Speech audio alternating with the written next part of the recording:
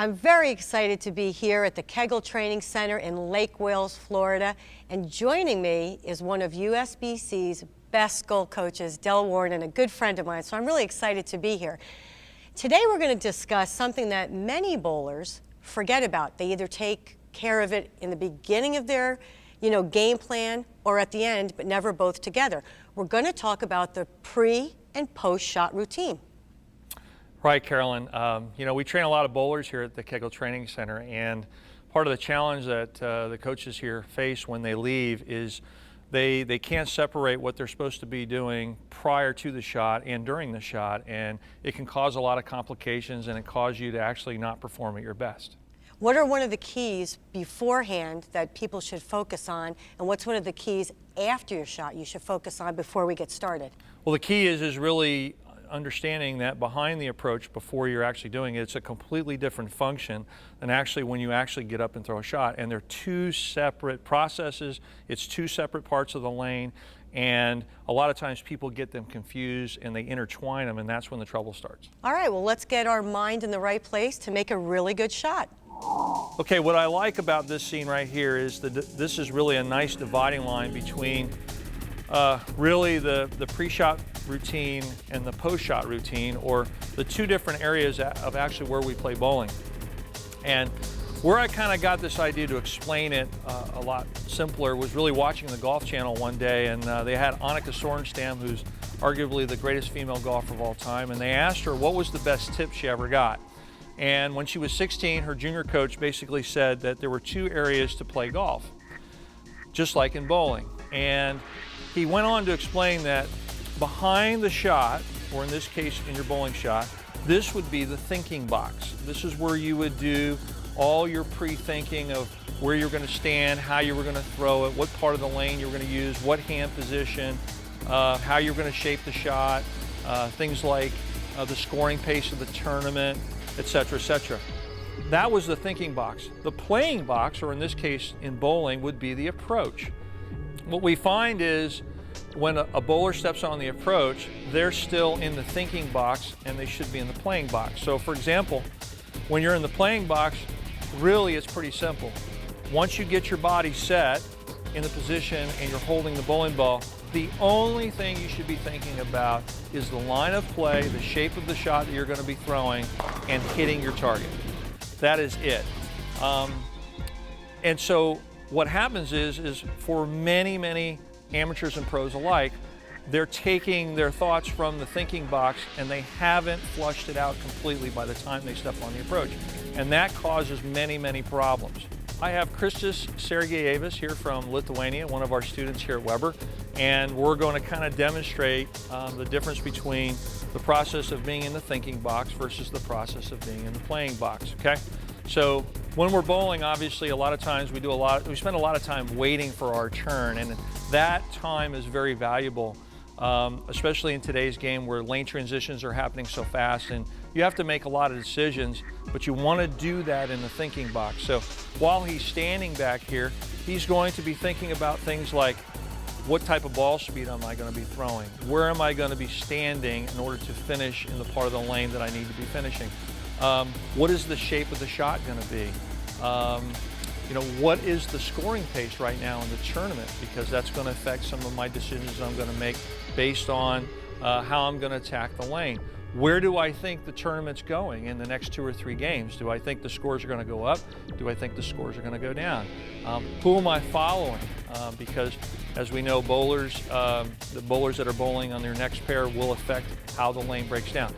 These are the types of things that he's thinking about back here in the thinking box. It is a very left brain front function. It's very calculating. It's very specific. Once you get done with that process, he wants to get through that as fast as possible to give himself enough time to prepare to get into the playing box. Because once he puts his foot on that approach, all it's going to be is literally setting his body, positioning himself on the approach, setting his body in the ball, taking a breath, breathing out, seeing his target, and finishing and posting the shot. If you apply some of this thinking, and I know some of you can relate to that because you know, especially for those technical people in mind that really like to think about their physical game while they're bowling. I know this is going to help you. It's a very simple tip, but will take a lot of you some practice to be able to perfect this into your pre-shot and post-shot routine.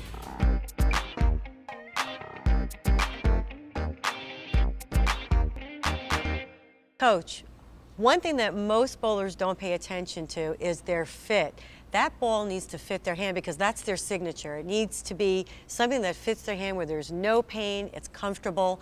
I know over the years I only had to change my grip a little bit. Recently I made a really big change because our bodies change. Depends on where you're bowling, depends on if you have any physical ailments. How important is that initial first grip when you get your bowling ball? Well, it really is everything. I know that when people first get into the sport, they really don't know how committed they're going to be. So that initial contact with a good pro shop operator that can give somebody a comfortable fit, where they can actually enjoy the sport and make a decision going forward how much they're, how much they're going to be committed to, either getting in competition or bowling league, really is essential to having a comfortable ball where they know that one, it's going to come off their thumb, and number two, they don't really have any pain after the 2 or 3 games when they get home. So, but even more importantly than that, as they get into it, having a grip that allows them to repeat shots, get the ball off their hand on target, and as their skill level grows, be able to change the roll on the ball to adapt to the lane condition and get out of that thumb clean and consistently. The other thing I've seen too is many people are using a ball that's too light for them because it doesn't fit properly. One of the things I find, especially when I'm coaching, is that once we get that ball fitted on their hand, they swing it, it's a heavier weight, and they're like, wow, this doesn't feel so heavy. So that's another thing that's really crucial about having that fit, because it really then gives you the proper ball weight of what you should be using. Well, and that's where, the initial contact, again, must come from somebody that has the proper training, and that's where we like to mention IPSIA, which is the International Bowling and Pro Shop Instructors Association, where they actually have training so that they can help people get into that first ball, not only with a good grip, but to choose the proper weight. But, you're also so accurate when it comes to, when you get that grip. It's amazing the expression that people have on their face when they say, I didn't think that I could throw a 14-pound ball. I've been used to a 10, and that's what I usually use at my bowling center, and I've tried 12-pounders, and I just couldn't, I couldn't swing them. And getting the proper span and the correct hole size with the proper pitches makes all the difference in the world. All right, let's learn a little bit about having that perfect grip. And don't forget, don't be afraid to ask questions, because it's your grip, your hand, and you want to be comfortable. There's 2 parts of the fitting process. The first part is called the static fit, which is everything a ball fitter can measure on somebody's hand. Their skin type, their span, the angles of the holes, the hole sizes, things like that. And this is without the bowler throwing it. The second phase that we'll cover later is called the dynamic fit, which is, to me, the most important part, which is actually the bowler throwing the ball and how effective the grip is, watching their thumb come out and seeing how consistent of a release and the direction that the grip can help support. So again, static fit is first, dynamic fit is second. Right? So the first thing I'm going to do is we've pre-marked this bowler's hand, and you can see here that I have 3 locations on his hand. The first 2, the upper and the bottom, are in the joint of the finger, and the third is a mark that is halfway between the 2 joints. What's critical about this is that this mark halfway between the 2 joints is going to be where the span will be. The most critical measurement that a ball driller can fit is the span, because the span will lead to the pitches. So, for example, if somebody has a very long hand, they're going to have different pitches than someone that has a span that is relatively short. So from this marking, and I do this for the video so that you can clearly see these 3 marks, what I like to do then is I'll actually use ink or a pen to do this. Once I have established this, then what I'm going to do is use the fitting device that I choose to use to get the span. And so what I'm going to do is put his thumb all the way in the hole and then pull gently so that the webbing on the thumb is fairly tight, but not too much. And then what it's going to do is I'm going to get the finger span of the middle finger by looking down at the measurement or the ruler on this particular wheel. And right now I'm getting about 4 7/8, depending upon how hard I pull it, to 4 13/16, somewhere in that area. And I'm going to do this exercise several times until I'm comfortable I have the span. And a lot of times when I get very flexible hands, especially young people's hands or hands that are very, very flexible, a lot of times I'm going to have to do this sometimes 5 or 6 or 7 times to make sure that I feel comfortable that the span that I choose for this particular bowler is the right span for him. So again, this middle piece of tape here that's halfway between the two joints is my starting position for the span. From that, once I have the span, I'm going to record that on a spec sheet, which your Pro Shop operator should have, so I don't forget. And then from that measurement, I'm going to get pitches, which are the angles of the holes. And that's also based on how long the span is, how long the thumb is, how flexible the thumb is, how flexible the fingers are. All those are part of the equation that I'm going to calculate to get the angles of the finger holes and the thumb hole correctly. Once I've done that, then I have some tools here that I didn't have when I grew up, actually. These are all pre-cut ovals. And so I haven't really ever seen a thumb that's perfectly round. So today, in the modern world of the Pro Shop fitter, we actually drill oval holes. And so I have a kit here that allows me to find the oval hole for this particular bowler that fits him and allows me to truly customize his thumb. Now, the thumb is critical because it's the most stable part of the hand. It's the longest finger. It gives you the most contact area, and it's the first thing to come out of a bowling ball when the ball is thrown. So fitting that thumb is going to be very critical. If I have a beginner bowler, I'm going to make the thumb a little bit bigger so that the bowler can actually get out of the ball. That's the most critical thing for a novice bowler, somebody that's starting. We don't want them to hang up, we want them to clear the thumb. As the bowler becomes better and more advanced, we're going to tighten that thumb hole up, maybe create a little more of an oval. And as you can see in Christus's thumb, it is very oval in shape, and he does use an oval, and he also uses thumb tape. So that, in short, is the static fitting process. That's everything that I can measure on his hand, from flexibility to hole size to span to pitches, and I'm going to record everything on a sheet of paper. And once I have done that, I'm then going to go drill a ball. So we've started the dynamic fitting process here, and for this example, Christus is actually throwing an older grip, a grip that at one time fit him very well, and which he actually grew out of. His hand changed, his hand got longer, and this grip soon became a little inefficient, and we had to make a grip change. Mainly because we started to see some inconsistencies with his thumb timing.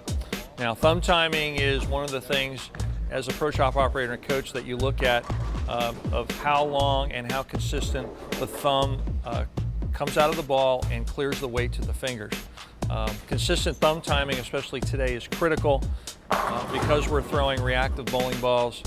The balls hook much more, and controlling the mid part of the lane in terms of ball reaction is much more important today than ever before. So how he gets out of that ball not only affects his rev rate and his direction, but also his ability to control the middle part of the lane or the break point.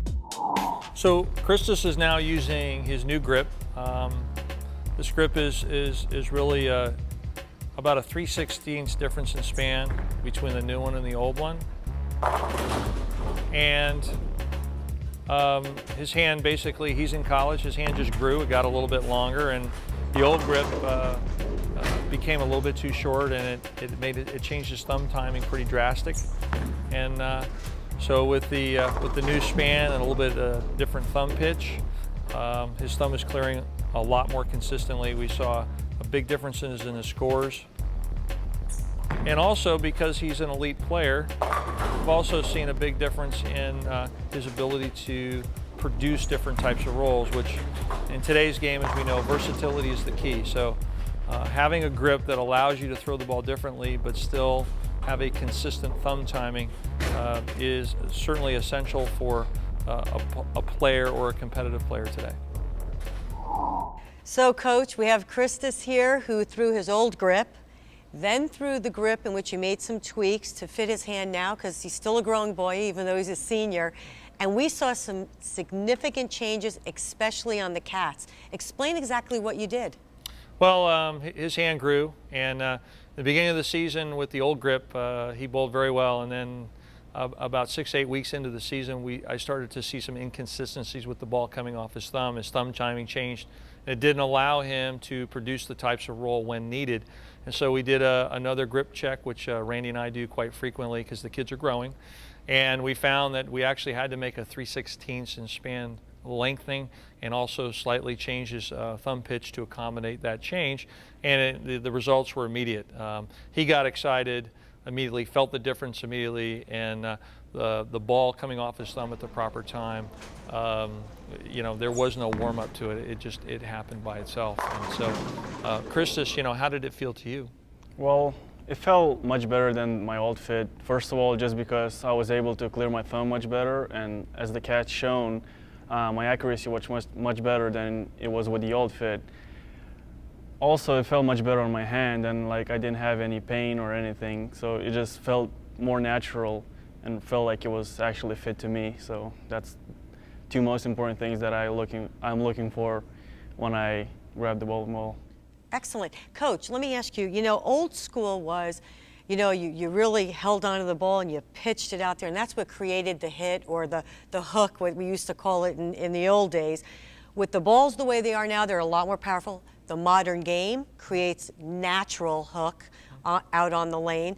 How crucial is it to get that thumb out of the ball so that you can actually be in a better, stronger position at the finish? Well, it's everything, as you said, the balls and as strong as they are and how they read the friction, and the ability to control that power, the fact that higher ball speeds are needed today, higher rev rates are needed, and more versatility. You have to have a thumb that's going to come out without you thinking about it. It just comes out at the proper time and allows you to make all the release changes and deliver the power when you're supposed to. So, you know, if a bowler is having trouble clearing the thumb, which is what happened to Christus as his hand, actually the span actually got a little bit shorter, he had to actually think about releasing the ball. And as you know, as a competitor, there's no worse place to be in thinking that you're not going to clear the thumb or you're going to clear it too early or clear it too late. So that little change made a huge difference in his ability to score, but not just score on one lane condition, but score on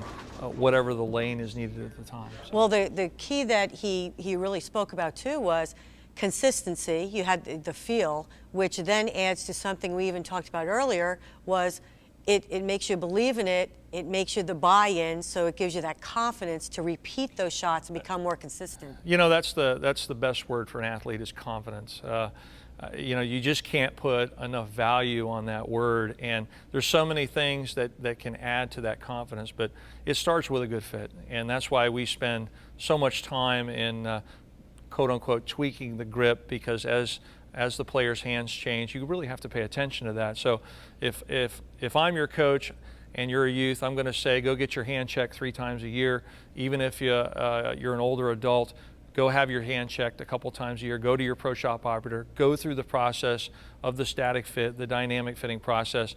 And not only that, but you may get a free lesson here and there along the way and find some other knowledge that your coach can help you with to get better. So that's a great piece of advice. When you're going to get that fit, seek out your IPSIA certified pro shop, your local pro shop, somebody who knows your game, and don't forget, don't be afraid to ask questions, because it's your fit that's going to help you score better.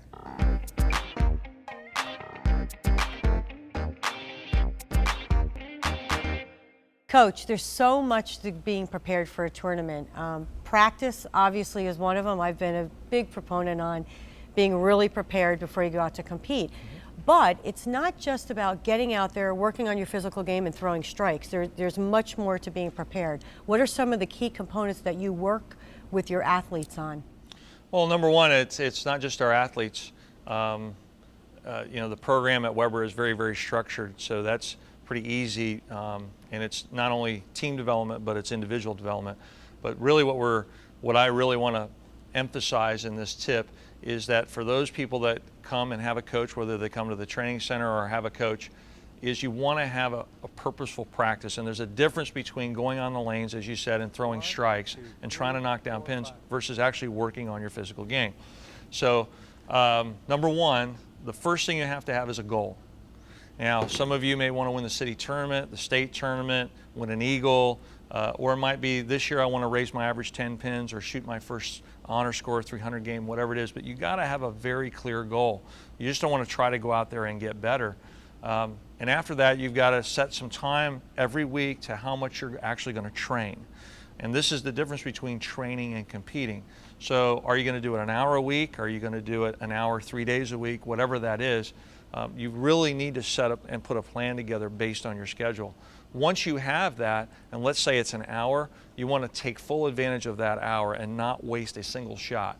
So for example, number one, you got to warm up, all right? And we have a dynamic warm-up we use here at the training center, and based on some of the physicians I've talked to, you really want to warm up to a sweat. You really are supposed to, your body is supposed to be warm. So the traditional cold stretches that we all learned in PE back in the day are really not healthy for you because you don't want to stretch a cold muscle. So jumping jacks, running up and down stairs, jogging in place, but you really want to prepare your body to move.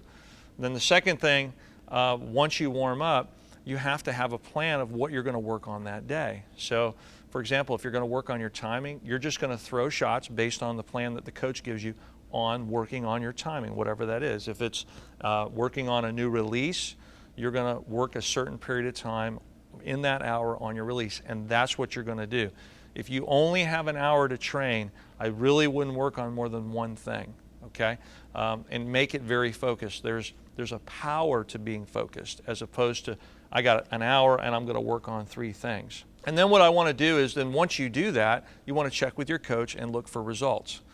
Because then once you go to competition, you really don't want to be thinking about that timing or swing change or whatever you've been working on. You want to kind of let that meld into your game a little bit as you're competing. Again, we talk about the thinking box and the playing box. We don't really want to have any physical thoughts once we go into the playing box. All right? The most useful tool that I have learned in the last 10 years is the power of drills for training. And here at the training center, we use a series of drills that focus in on the different parts of the physical game. So what I want to do right now is use one of our Weber students, Galen Gaines, who is going to demonstrate each one of the drills, and then I will describe what they're for and how she's doing it. Excellent. Well, let's get on to the lanes.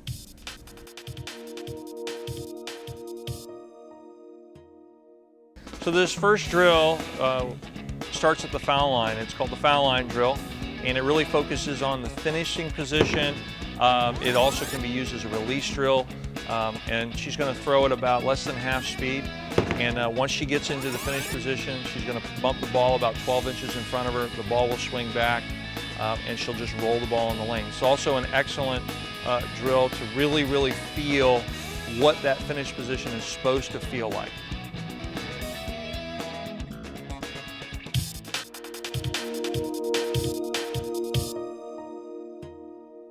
Now the second drill is called the swing and slide, and it's designed to get the body at the correct position from the top of the swing down, which is what I call the moment of truth. It's really the key position.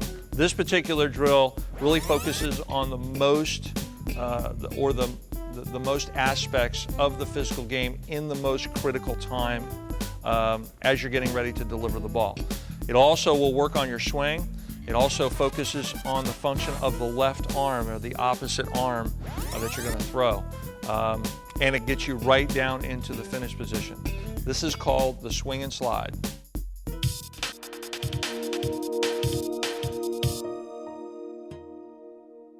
So for the third drill, which is our 3-step drill, Christus is going to perform this. This drill is specifically designed for timing and rhythm. And it is critical in the approach that as you get to the top of the swing, Everything is timed up to get maximum energy and leverage and direction into the shot. This is a very useful drill. Also, if you have slow feet, you're not used to moving the ball so that your feet have a rhythm. And when it's done correctly, it's actually beautiful to watch.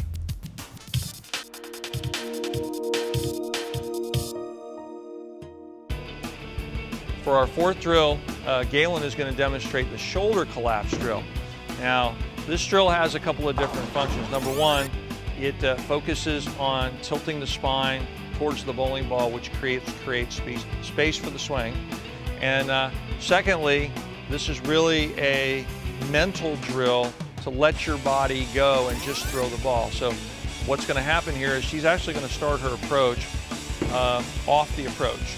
And she's just going to pick up the ball and make a shot, focusing on collapsing her torso or flex to the right side to really focus on that space. But if you notice, she's not going to get set up. She's actually not going to try to hit a mark. She's just going to go and make a shot.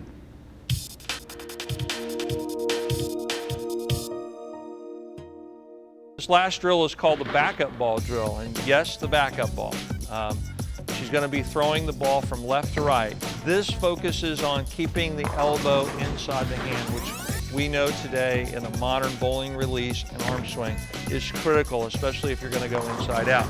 For those of you that have never tried to throw a little more low axis rotation, which is very useful on fresh lane conditions and also on short patterns, this also gets your hand in position to create a lower axis of rotation.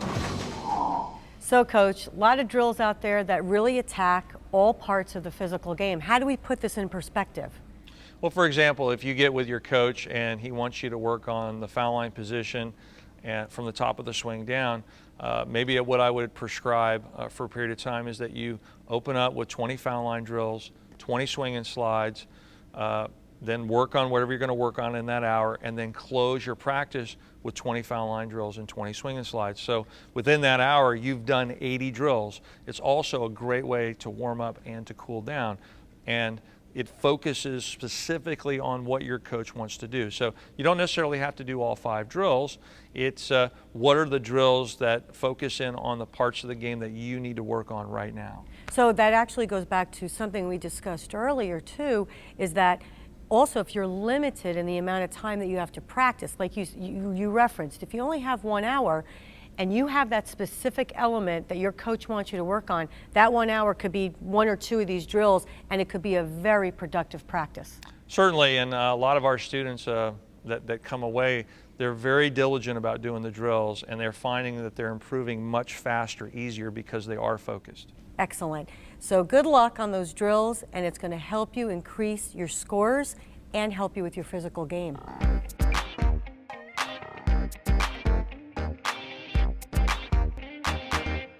Weber International has had a lot of success both on the women's team and the men's team, but I know, coaches, that there's a big difference in coaching women versus men. So let's start with you, Coach Dell.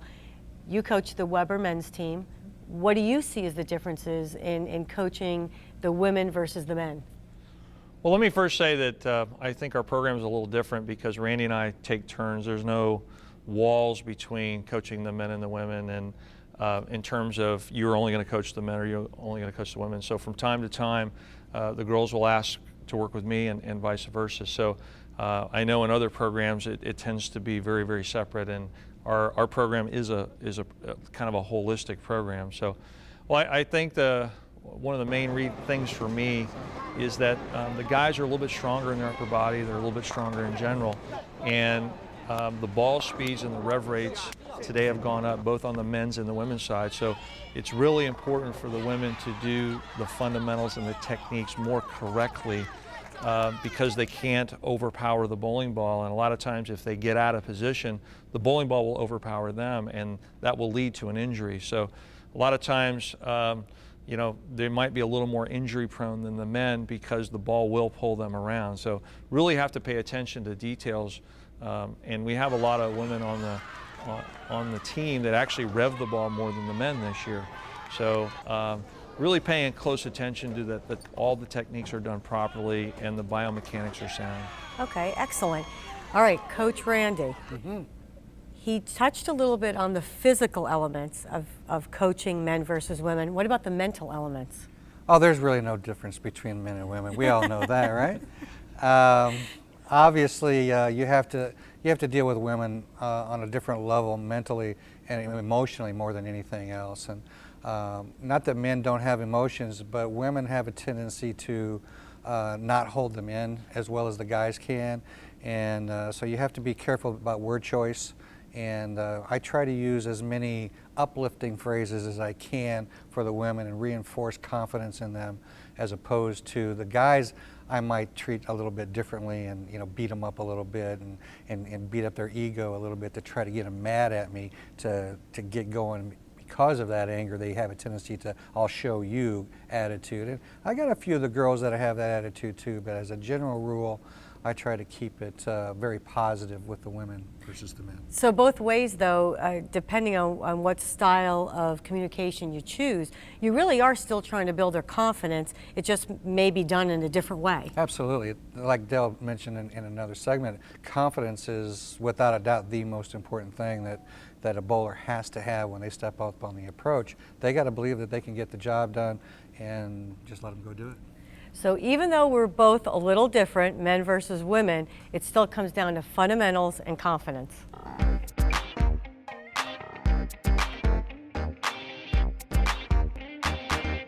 Coach, no matter the bowler skill level, everybody learns at a different pace. What are some of the strategies you use when dealing with some of these different skill levels? Well, I try to use my coaching technique based on their immediate skill level. So I'm going to take an example of John Janowitz, who's probably top 10 in the world, even though he's not a professional bowler. I'm going to use a different strategy in coaching him with information that I deliver to him because his skill level is so high. So I would probably be more into, if he had a rhythm problem, we would be very short and very sweet in the transition of getting him back into rhythm. It probably won't take a whole lot. Whereas if I had a lower skill level where that was their main problem, was finding a resource for that rhythm and how to get it going, I would deal with that individual much differently, and I would spend more time in that arena of rhythm versus with JJ, where I would probably be more inclined to go with ball selection or lane play, even releases, axis of rotation and things like that. So using the skill level and then the information that you would give that skill level is going to be something. Can they retain that information? Can they actually use that information? Is going to go a long way in what it is that I'm going to actually say to them. Okay, let's take a look at some of the strategies that Coach Randy uses with his players.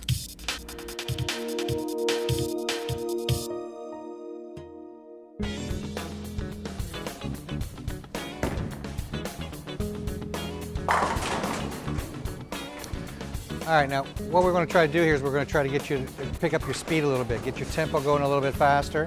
All right, you can see at the end of his shot, he was a little bit late getting out of the ball, and the ball was hit up on the upswing. And it's because his feet are moving a little bit too slow.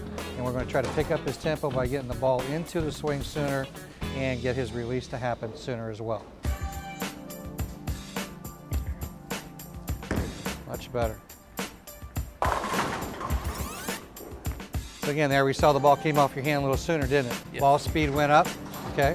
So now it's just a matter of getting yourselves lined up to make that shot work for you.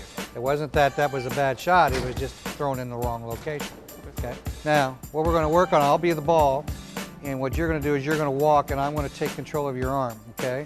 So your tempo is gonna be 1, 2, 3, 4, 5, okay? So go through the process. 1, 2, 3, 4, 5, okay? So that's the rhythm and the tempo and getting the ball into the swing. We're going to do it one more time so you can get a good feel for it. We're trying to get the ball into the swing with the movement of the right leg, out together, back together, with rhythm. So it's 1, 2, 3, 4, 5.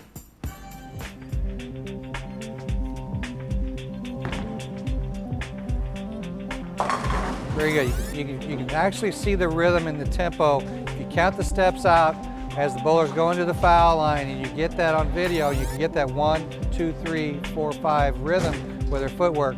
That's getting the swing to match up to that makes it very, very easy to end up with producing energy at the end, and a really good release is going to be on the other side of that as well.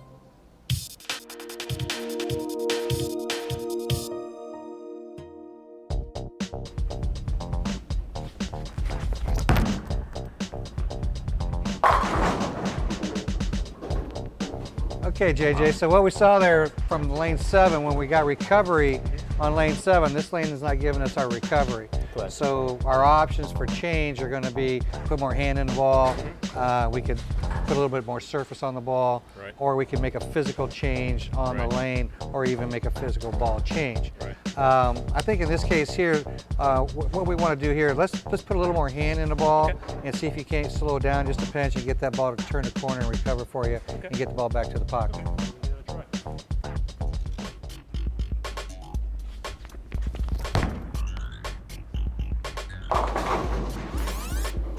Pretty close, pretty close. Let's try one more time.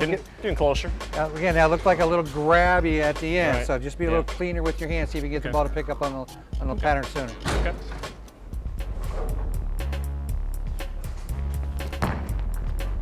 Much better. There we go. There we go. So by slowing down and getting just a little bit more hand into the ball to get the revolutions to increase, giving the ball more energy at the break point to turn a corner and get back to the pocket was the answer in this case. So JJ, in this case here, you took my suggestion. We made the slow down move and the more hand move, but there are obviously a lot more answers to that question. If I hadn't been here and you have made those changes yourself, which one do you think you would have chosen? That was one of the options. One of the things I was looking at was actually probably moving my eyes in a couple boards to the inside and then moving my feet back to the right and maybe backing the hand off a little bit more to make sure the ball gets through the front part of the lane. And then by having a little bit straighter angle through the front, then hopefully the ball will also retain a little bit more energy where it might pop a little bit more in the back part of the lane as well. So changing your angle to the spot to get the ball to read the lane a little bit sooner, even though you're not adding more hand, just the angle change would have got you to the pocket a different way. Correct. Now that seems a little technical. I mean, I understand it, but it seems a little technical. Also, even though you were there, he also relied on what he felt. Now with Philip, who's you know, just beginning and getting to that point where he wants to learn to get better, how would you have communicated some of this to him? Would you have made it a little bit more simple? Well, I probably wouldn't have gone there at all with him because of his basic knowledge of the game. I got to relate to him in a wheelhouse that says this is what he understands, and I know that if I say these things to him, he's going to be able to take it and perform it. And so I would have to, again, relate to his skill level and do the things that I did with him, and that is, in his case, we need to be a little cleaner off the hand. We need to get the ball into the swing a little bit sooner to make that happen for him. So I relied more on dealing with his technique as opposed to with JJ, we relied more on his toolbox of tricks that he's got available to him because of his skill level. Right, and you know, this is another thing, and you know, I obviously being more of an elite player, I also at times like to keep it simple. I mean, we worked together for years, and you know, it was one of those things that even though I was an elite player and I had confidence in what I was doing, a lot of times I would look right at you, right? And I'd say, Randy, I need one thought. Don't give me 3 or 4. I just need one thought. Point me in the right direction. So really, at times, that the basic fundamentals and going back to what you do best is not always a bad thing, whether you're an elite player or somebody who's just trying to improve their game. Absolutely. Couldn't agree with you more.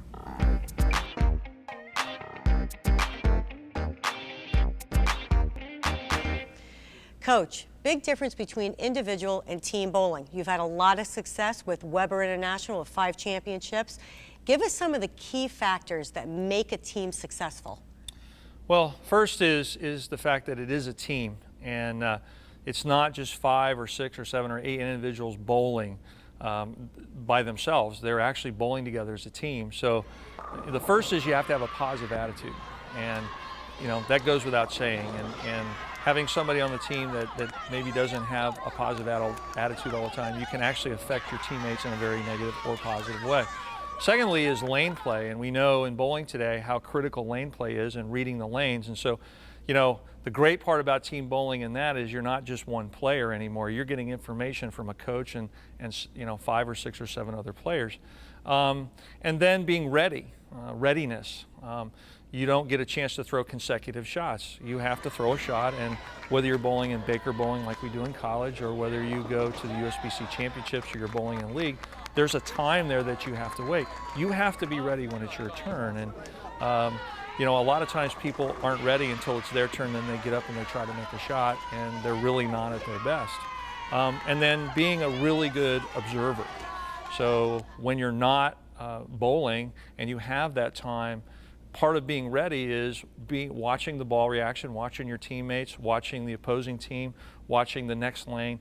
Being a great observer because of lane play is something that we reinforce here all the time. So collectively, you have to be good as a team in all of those areas to maximize the effort of the team.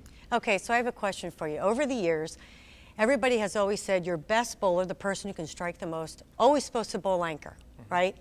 Now, in team bowling, you mentioned lane play, which your first bowler is the person that you probably want to read the pattern or the lane condition, the ball motion off of. So what is your philosophy on the person that can strike the most, but the person who can stay in the 1-3 or the 1-2 pocket the most? Well, it's really situational, and Coach Randy and I are on the same page. Coach Randy, he works with the girls, and I generally work with the guys, but we really share information to the team, and we're really on the same page on this one. It's really very situational, and because the lanes change so much, and we play different angles from the start of the tournament to the end of the tournament, it really is all about who fits that scenario at that time. So in a team perspective, there's something called servant leadership where you always put the team first. And that is probably one of the hardest things when I've worked with not only collegiate teams but other teams to actually take that best player or the two best players and understand that you may not always be in the anchor or the leadoff position because you're not always going to have the best shot. And let's face it, sometimes the best players have a bad tournament. So if you always put your best player in that position, if they don't have a good look and you force them to be in that anchor role, then the other team members who a lot of times look at that person as the best bowler, then if they fail, it actually brings the team down. So Randy and I have a lot of interchangeable parts, and so I think I've had every player at either the leadoff position or the third position or even in the anchor position at times, and we get the kids to actually buy into it. To me, I think that's the hardest part of our job as coaches, is to take great athletes and to get them to buy into a team system. Okay, well, let's learn a little bit more about what is Weber International's secrets to their success. Okay, so Galen's going to lead off, and we're going to bowl a tournament here, and so she's been warming up. We've agreed on a line, so she's going to tell me now what her line is. I'm going to slide 24, hit 15, and then it's going to be 10 at the break point. Okay.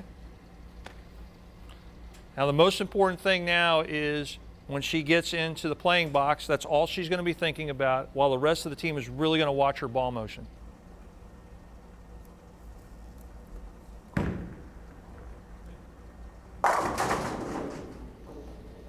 Okay? I missed. Yes. Okay. Missed, I would say, at least 2 out to the right, too far. Okay. So, Yeah, I slid 2 to the left. okay. So she's going to make a description after she makes the spare of what she actually did. And if these kids are watching the line intently, they're going to know that actually she didn't throw as good of a shot as she could. But if you notice, when she came back, she had a smile on her face, she had a great attitude, and even though she didn't throw the ball exactly the way she wanted to, she still had a great attitude, and she's now sharing information with the team. Okay? So the second bowler here, Mr. Philip Friedman, is now actually going to take that information, and he's going to play his own line, which is 15 up 9. okay. And where are you going to slide? I'm sliding 15 to 9. 15, 9, 9. Yeah. Okay. Go Phil. Philly?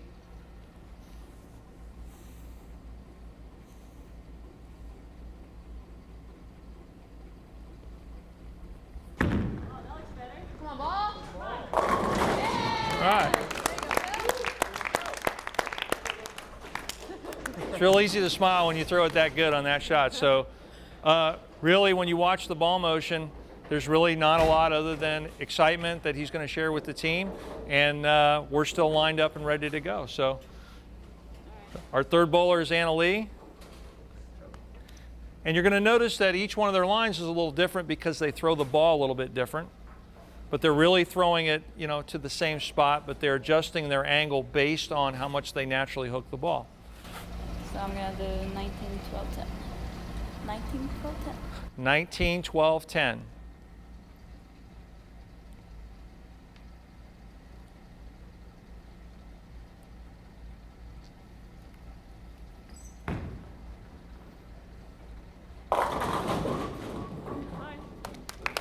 Okay. Okay. So, what would you say? Why didn't you hit the pocket? The ball hooked more than I expected to do. Okay. So So, I'm gonna make it move fast. okay. Keep going two. Okay. All right. So what she said was that she's going to make a move to the pocket, which is 4 boards left with her feet, 2 boards left with her target, and the next bowler is going to take that information, consider it, and then before they get up there, they're going to make sure they commit to their line. And once they step up there, it's really going to be a playing box situation. But this bowler now is the 4th bowler. He's seen 3 other bowlers come before him. He's going to take that information in, make use of it, and go up and make a positive shot. So Dylan, what's your line? Slide 31, around 19, 10. Okay, 31, 19, 10.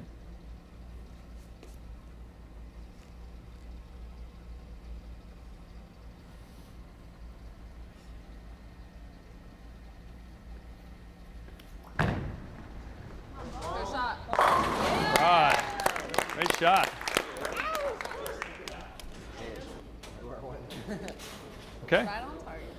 So again, when you make a great shot like that, you know, that's about as good as you can throw a bowling ball. So it really sets up Diana here as our cleanup bowler in this situation to take all that information, and that's the advantage of being in that last position is you've seen 4 bowlers go before you, and if the lane has made a transition, she can now incorporate that into her game.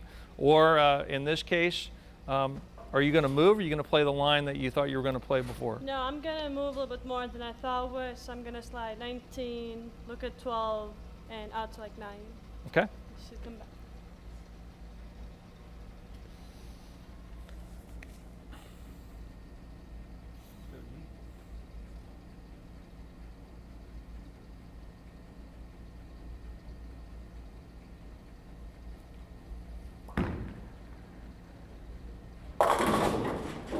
Okay. All right. Again, so you notice in that particular shot, she threw the ball a little wide. Again, not her best shot, but what she has to communicate now to the team, there's only 3 options. It's either her, the ball, or the lane. So, Diana, what would you say to your team in that case? I blame my ball. Okay. I need to do ball change. Okay. So she's going to make a ball change, and by the time now the next bowler comes in, she will have now seen an entire round of people come in. And so, Galen, if you were going to throw this next shot, would you stay the same as you were before? No, I'm going to move my feet back right a little bit. Okay. So she's going to move her feet back right a little bit based on how not only how she threw it, but how seeing her 4 other teammates throw the ball. So what kind of move would you make? I'm just going to make a 2-1 back right. Okay. So she's going to make 2 boards right with her feet, 1 board right with her target, and make a better shot this time. Come on, Galen.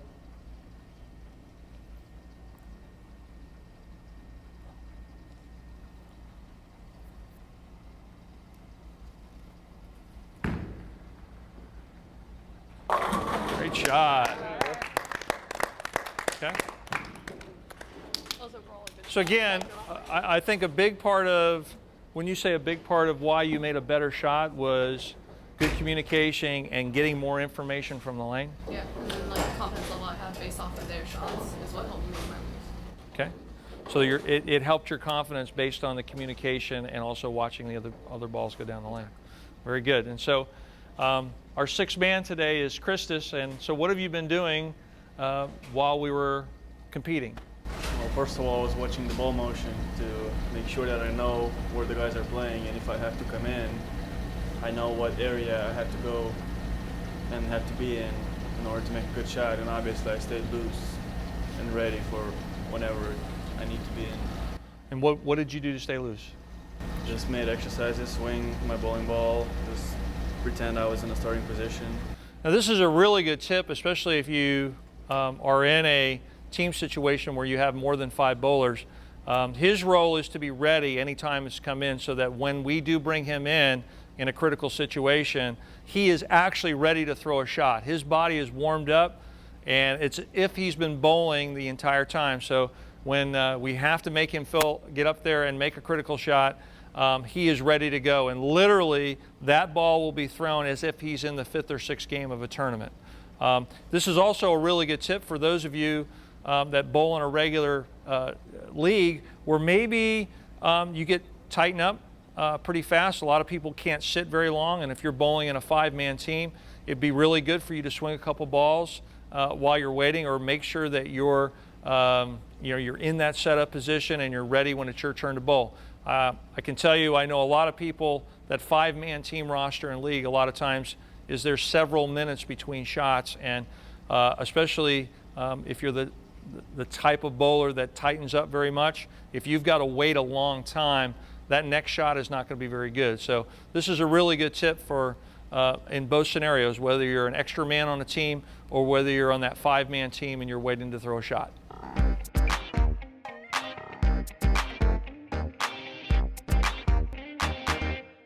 Okay, Coach, we all beat to our own drummer. You know, we have our own method of how we want to practice, what our tempo is, what our rhythm is when we're bowling. What are some of the key components that you focus on to see that a bowler is got their rhythm going and their tempo is looking good for them to make that good shot? Well, of course, one of the bigger things is familiarity. The more familiar I am with the bowler, the more I know what it is that they're supposed to look like. And if they get out of that rhythm, it's really quite easy to see. The real trick is knowing where the source of the problem is, and that is what we focus on here is ball placement into the rhythm of your footwork. And what I teach here and what we teach here as a philosophy of the Kegel way of teaching is get the ball into the swing with your right leg. Your right leg and your right arm as a right-handed bowler should be in rhythm with each other, should be out together, back together, and then you're going to push off with that right foot at the end and drop down the ball from the top of the swing from then on.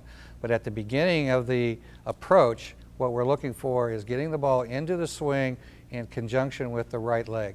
And they should be the same distance and they should be at the same time, and it's it's an easy thing to see. So one of the keys, and you're focusing on that beginning, is when they say, a good beginning equals a good finish. That is exactly my philosophy. Exactly, yeah. and once again, we focused on that right foot and that as a right-handed bowler, and the right arm. And if you do take 5 steps, even with that starter step, it's still, as soon as that right leg moves, it's all one motion so that your rhythm starts and leads into a good tempo so that your finish can be complete. Right, and the motion that you give the ball from a set position into that step position should match the distance of your foot. So if your right leg is going to be, that first step is going to be a big step because you're a 4-step bowler, then that motion is going to be a bigger motion. There's going to be more separation from body to get over the top of that foot.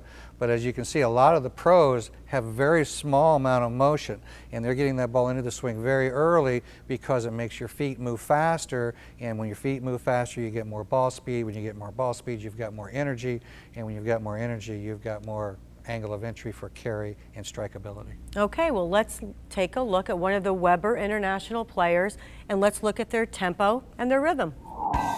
Here we have Diana. She's a 5-stepper, and you can see she gets the ball in motion on the first step, but you can also see that she's got the rhythm of her motion and her right leg and right arm are together. They go into the backswing together.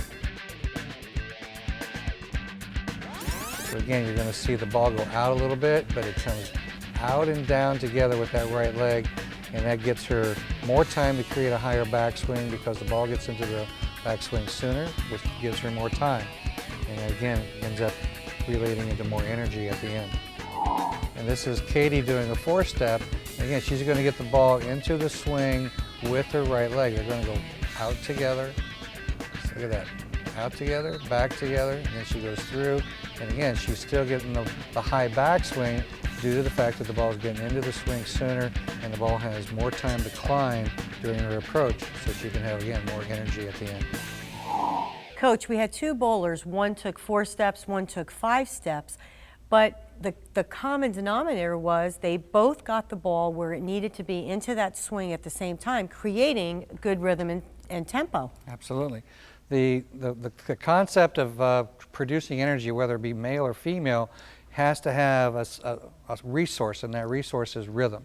Getting the ball into the swing on time with that right leg and letting the leg produce the power that the bowler is initially or eventually going to need to have at the end has to take place at the beginning, and that's what we saw between Katie and Diana, was the ball into the swing on top of the right leg, the ball went into the backswing with that right leg, but even more importantly is you saw the height of the backswing, which is the resource for the energy coming back down.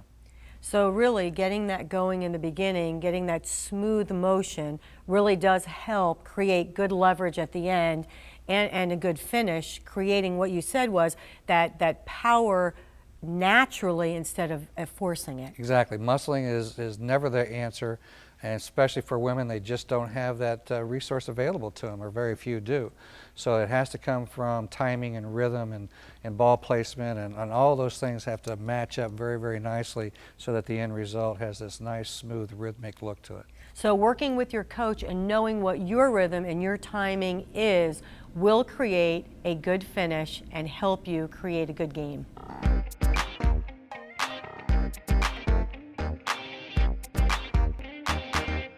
Coach, in bowling, we're always talking about lines and a straight swing. What are some of the key components that you can work on to keep your swing next to your body and keep it in line with the target that you're looking at? Well, we use several different processes here at the training center, but the thing that the pros teach us, and maybe one of the big advantages that we have here at the Kegel Training Center, is our library of professional bowlers. You know, there's all kinds of different ways to play the game. Actually, there's as many ways to play the game as there are bowlers. But the commons are what we search for. And the real common that all the best bowlers in the world have is a straight arm swing from the top of the swing to the bottom at the release point, and even their follow-throughs are on a really straight line from the top of the swing. And the key to that whole thing is to get the body out of the way of a straight swing. If we're going to be straight from start to finish, we've got to find a way to get the ball past the right leg, or really what we have to do is we have to get the right leg out of the way. And again, ball placement, good rhythm, and good timing all produces that scenario for us, so long as we do a few things correctly, and that is get the right leg out of the way at the beginning, and then of course you got to get the right leg out of the way at the end.